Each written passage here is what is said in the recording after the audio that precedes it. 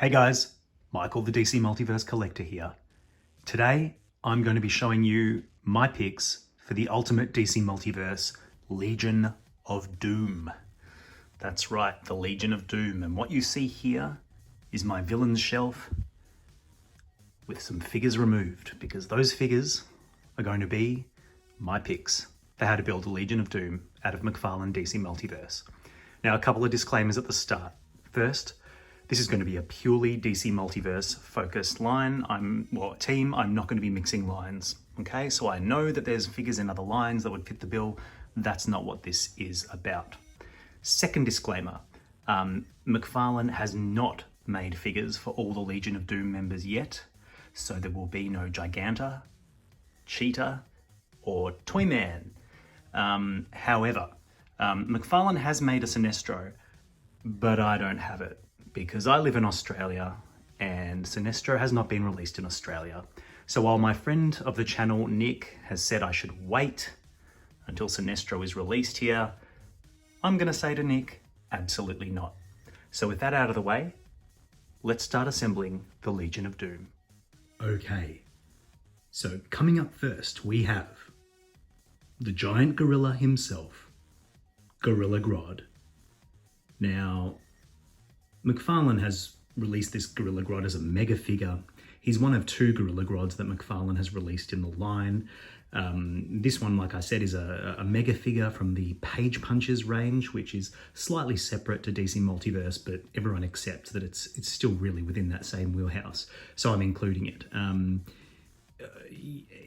Look, it was part of that Flash comic wave, which wasn't one of my favorite waves, but I think overall this figure is the best Gorilla Grodd that McFarlane has released. He's got the size. While I don't love the choice of color for the armor, I think he's got a really nice comic book flair, and he's sort of got a theatricality to him that I think really fits with the Legion of Doom.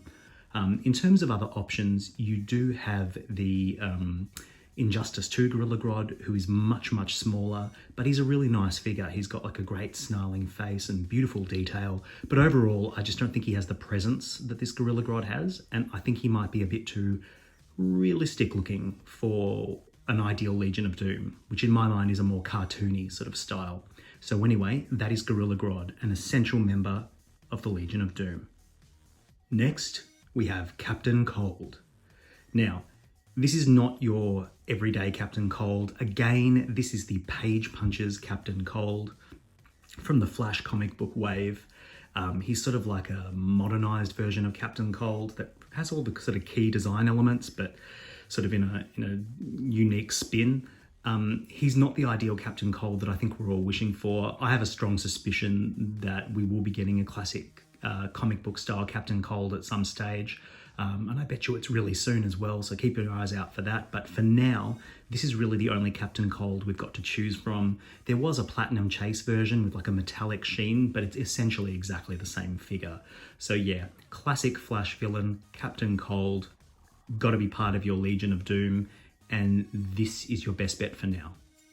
Up next, we have Bizarro. Now, this is the only Bizarro McFigure that McFarlane has released to date. It's a pretty good figure overall. It uses that infected Superman body buck to great effect. I think it actually really suits Bizarro, and it's modified enough that I think it's actually a pretty good figure. So the cape is torn, the head sculpt is a really good Bizarro head sculpt, and the hands are really evocative. So I think it's a really good Bizarro. It's the only one that you've got to choose from, although retailer listing leaks have suggested we are getting a Bizarro and Batzarro 2-pack within the next few months. Now, I don't know what that Bizarro is going to look like. I'm betting it's going to be pretty much a re-release of this, maybe with a different paint job, but time will tell. But essential member of the Legion of Doom, Bizarro, and for now, this is your only choice. And next we have, born on a Monday, Solomon Grundy. This is the Arkham City Build-A-Figure, Solomon Grundy. I happen to think this is actually one of the best Build-A-Figures McFarlane's released to date. I think it's a really awesome sculpt. Just a great figure overall. Many sort of complained about his lack of size when compared to the source material, but for me, if I'm posing this guy in my Legion of Doom, this is how big I want my Solomon Grundy to be. And while he's from the Arkham City wave and has got a more sort of gritty look to him, I think it's good enough. I think it's comic book enough that it'll fit nicely with a comic book Legion of Doom. So it's the only choice we have for now, and I think it's a really excellent Solomon Grundy for your Legion of Doom. And now we come to David Hyde, the Black Manta. Now, Black Manta is one of my favourite DC villains and an essential member of the Legion of Doom, and I think this Page Punches Aquaman Black Manta is the best Black Manta that McFarlane has released. It's got great detail from head to toe, incredible sculpt, and I think it's just got enough of that comic book look that it fits in really nicely with a comic book Legion of Doom. Now, you do actually have alternatives as far as Black Mantas go, because Todd has recently released a Aquaman 2 Black Manta, which I reviewed on this channel. Please check out my review. And this figure actually is extremely comic book accurate in terms of its overall design. So it's got the big bug eyes, the shiny silver helmet, the dark suit. It's actually a really, really good figure. And it would work perfectly in a comic book themed Legion of Doom. So it's a totally valid choice. Either will do. I just prefer the Page Punches overall. So that's what I'm choosing for my Legion of Doom. Next, we have Dr. Jonathan Crane himself, the Scarecrow. This is the Infinite Frontier Scarecrow, which is a figure that not many people like. And I understand why. It's got a really, really plain paint job. Some would say an inaccurate paint job when compared to the source material. This is sort of not the colors that the figure was designed with in the comics. Todd took one frame of a comic book and sort of applied this color scheme, and it's not the right color scheme. Many others don't even like this Infinite Frontier design in general, and I respect that. It's wacky, it's out there, but it's kind of crazy and comic booky, and I kind of love it. I think the better Scarecrow figure overall is the Arkham Knight Scarecrow, which is just, one of the best figures of 2022. I love it. It actually blows the Infinite Frontier Scarecrow out of the water, in my opinion. But I do think this has a slightly gritty, realistic, menacing look that is not quite what I want for my Legion of Doom. It's too serious, it's too psychotic looking. The Legion of Doom for me is always a little bit corny, and I think Infinite Frontier Scarecrow is just a goofier, more fun-looking Scarecrow. And until we get that sort of classic comic book Scarecrow, I think Infinite Frontier Scarecrow is the Scarecrow I would want in my Legion of Doom. Next, we have Edward Nygma, the Riddler.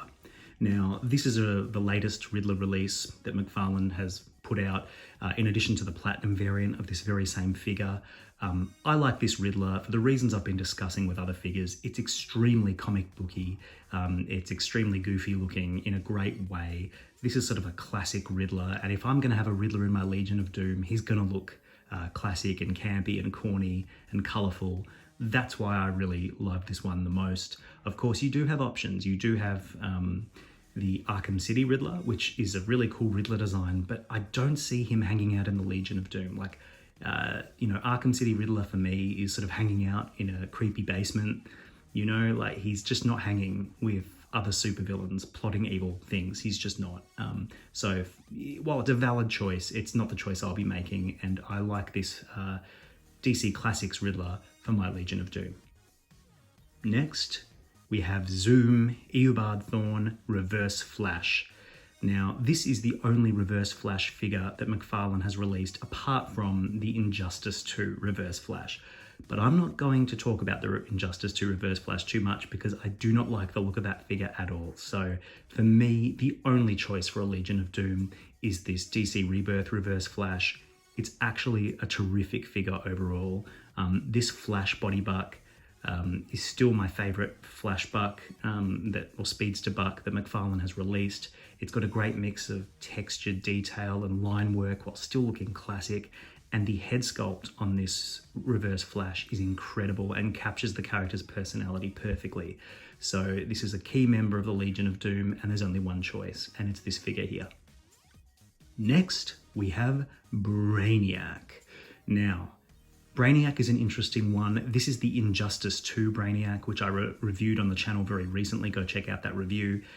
It's an excellent figure. It's going to be one of the best figures of the year in my top 10 list. I can feel it. Let's see what happens, but it's an absolutely awesome figure. He is slightly too realistic for my ideal Brainiac. My sort of perfect version of Brainiac is a bit more stripped down, simple, classic looking, but this is the only Brainiac we have in the line so far. And there is a rumoured Page Punches Brainiac that is going to come out maybe sometime next year. I am not sure if that one's going to fit the bill either, because Page Punches are often quite distinct, unique designs and takes on characters. I strongly suspect this is the best Brainiac that we're going to get for a long time. So I think if you're interested in building a Legion of Doom, this is the Brainiac to get. And I do think that in any event, it's just an awesome figure, pretty much a must-have figure if you're collecting this line. So Brainiac from Injustice 2 makes it into my Legion of Doom. Finally, the leader of the Legion of Doom and Scourge of Superman, Lex Luther. Now, for Alexander Luthor, we actually do have a few options. This here is the first release of Lex Luthor in his power suit. It's a pretty good figure. I think it captures that look really, really well. The articulation's nothing to write home about, but it's quite a good looking Lex. And interesting though, we have had some other Lexes in the line. So there was a Lex Luthor in his sort of dark side getup with a throne. That has a more sort of possessed by dark side look to it. And I just don't know that that's the appropriate look for the Legion of Doom. I don't think it's really a valid option, personally. There was, however, a gold label Lex Luthor power suit armor where it sort of took the blue power suit from the dark side version and put this head sculpt on it. I think that is a pretty valid choice for a Legion of Doom. But in my mind, this purple and green look is sort of the quintessential Lex Luthor look. So for me, this is the only choice, but you do have options. So look, that is the fully assembled Legion of Doom. I think they look really, really good together. It's a great looking team. It is incomplete.